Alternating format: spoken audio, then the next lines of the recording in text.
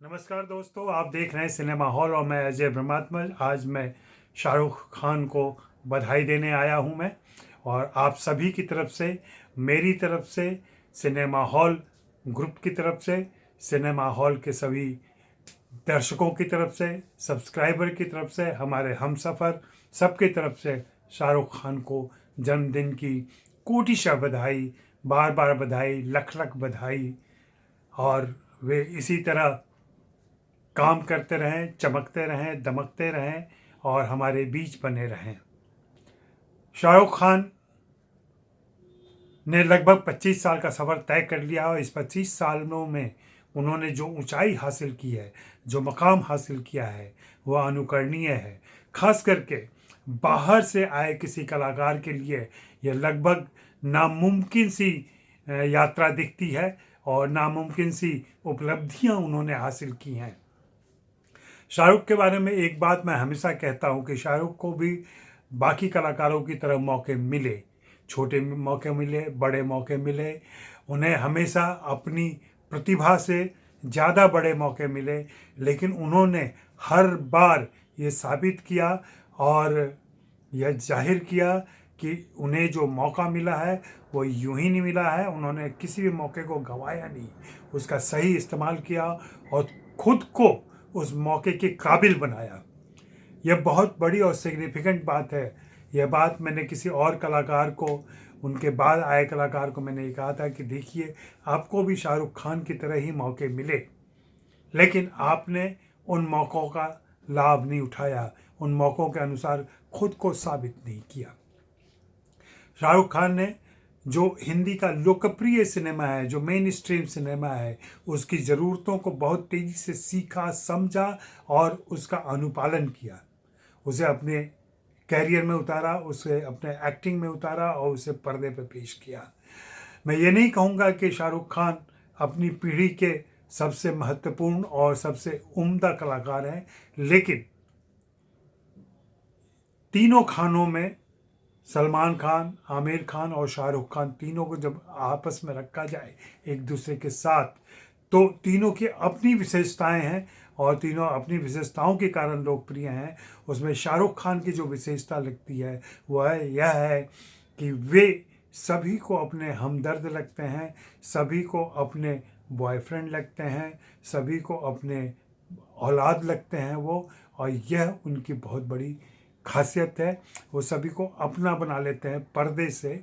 उनकी बाहें जब फैलती हैं ख़ास अंदाज में और जब वे कुछ गीत गाते हैं तो ऐसा लगता है कि वे पूरे दुनिया का आह्वान कर रहे हों कि आ जाओ मेरी बाहों में। उनका एक फिल्म है ना, मैं हूं ना, जी हाँ, यही भाव आता है उनको देखते हुए कि कोई है ना। शाहरुख खान के साथ मेरी मुलाकात 91 92 में ही हो चुकी थी और हम लोग पहली बार, मुझे याद है, मैं महबूब स्टूडियो में मिला था उनसे। महबूब स्टूडियो में किसी फिल्म की शूटिंग कर रहे थे वे, और वहाँ जो उनकी बातें चल रही थी और जो पहले कलाकारों के साथ कुछ ज़्यादा बैठने का, उनकी बातें सुनने का मौका मिलता था, जो उनके कंसर्न थे उस समय, जो उनकी चिंताएं थी, वो जूही चावला की सेहत को लेके बहुत परेशान थे और किसी फिजियोथेरेपिस्ट का इंतज़ार कर रहे थे। उसको उन्हें भेजना था जूही के पास, और जूही उनकी पार्टनर बन चुकी थी तब तक और उनके साथ फिल्म प्रोड्यूस कर रही थी, और जूही उनकी पहली कह सिग्निफिकेंट जोड़ीदार थी पर्दे पर।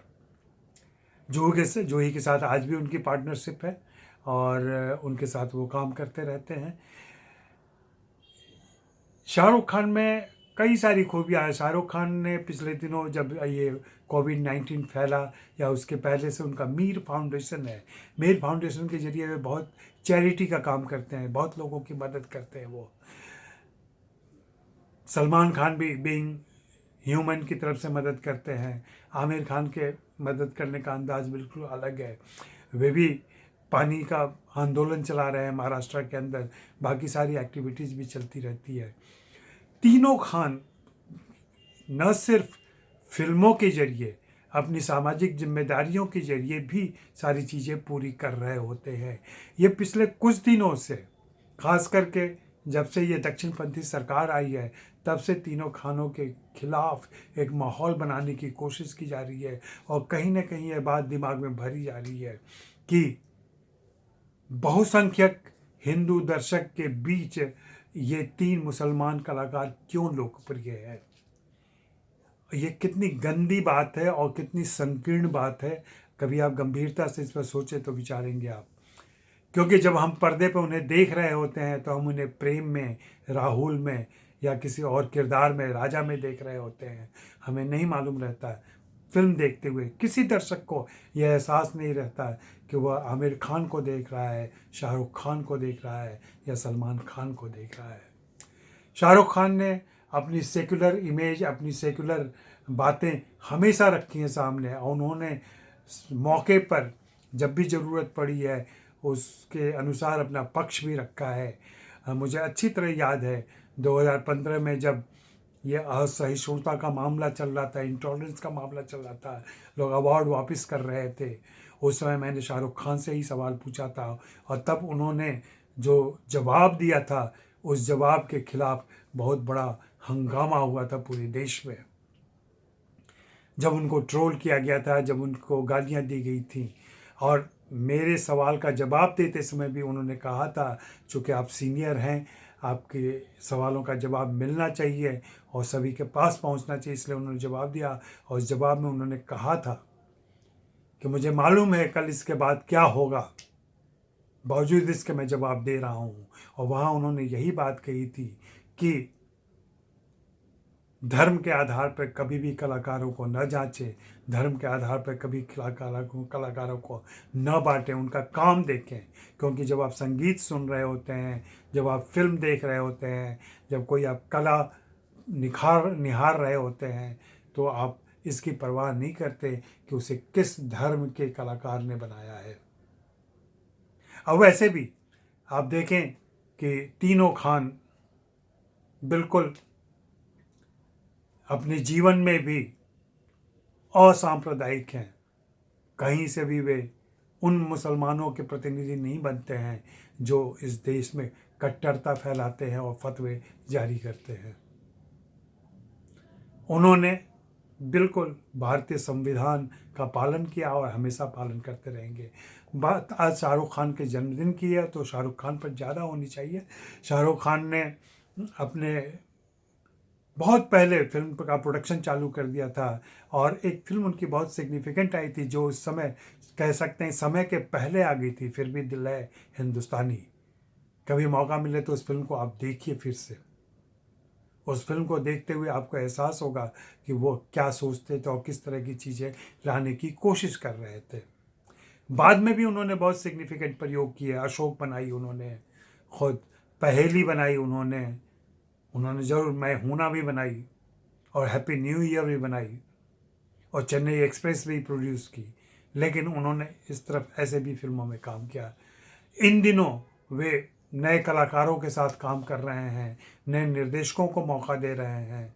और लॉकडाउन के दिनों में जैसा मैंने सुना है अपने बेटे के साथ मिल करके उन्होंने कुछ शॉर्ट फिल्म बनाई है जिसे जल्दी ही हो सकता है हम लोग देखें, या हो सकता है कि एक्सपेरिमेंट के तौर पर और अपने अभ्यास के तौर पर उन्होंने इसका काम किया हो। शाहरुख खान अपने कुलीग के लिए, अपने परिवार के लिए, अपने परिचितों के लिए बहुत ही चिंतित रहते हैं और कंसर्न महसूस करते हैं। उनके लिए सब कुछ अच्छा करना चाहते हैं, वे सभी को खुश देखना चाहते हैं। मुझे व्यक्तिगत तौर पर मालूम है कि उन्होंने कई पत्रकारों की व्यक्तिगत मदद की है। अली पीटर जॉन नाम के एक सीनियर फिल्म जर्नलिस्ट हैं, उनकी दुर्घटना हो गई थी, उनके पांव पर कोई सवारी चली गई थी और वे बहुत बुरी हालत में थे। तब शाहरुख खान ने उनके इलाज की पूरी जिम्मेदारी उठाई थी। ऐसे बहुत सारे काम ये कलाकार किया करते हैं। बाहर इनकी ऐसी आलोचना की जाती है, इनकी ऐसी भर्त्सना की जाती है और ख़ासकर पिछले 3-4 महीनों में जो माहौल बनाया गया है उसमें इन्हें समाज के खलनायक के तौर पर पेश किया जा रहा है, जबकि ये पर्दे के नायक होने के साथ कहीं न कहीं हमारी सोसाइटी के भी नायक बने हुए हैं। हाँ, उनमें भी कमियां हैं, उनसे भी गलतियां हुई हैं, उसके लिए उनकी आलोचना होनी चाहिए, उनकी निंदा भी होनी चाहिए, लेकिन उनके योगदान को हमेशा रेखांकित किया जाना चाहिए, उनके योगदान को हमेशा याद किया जाना चाहिए और उनके योगदान को हमेशा महत्व दिया जाना चाहिए। मैं यही उम्मीद करता हूं और उनके प्रशंसकों की तरह कि जल्दी से जल्दी शाहरुख खान कोई फिल्म शुरू करेंगे और फिर से पर्दे पे आएंगे। ऐसा लग रहा है कि इन दिनों वे पर्दे पर उस तरीके से कामयाब नहीं हो पा रहे हैं जो उनके नाम के साथ चिपकी हुई है या टंगी हुई है, लेकिन मुझे पूरा यकीन है कि वे फिर से लौट कर आएंगे हम सभी के बीच। वे कहीं गए नहीं हैं।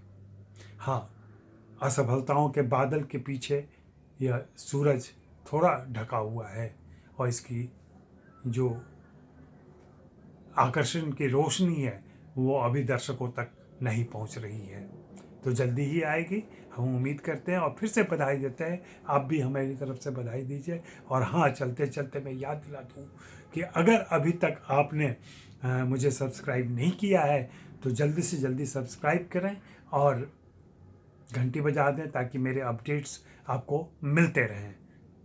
धन्यवाद।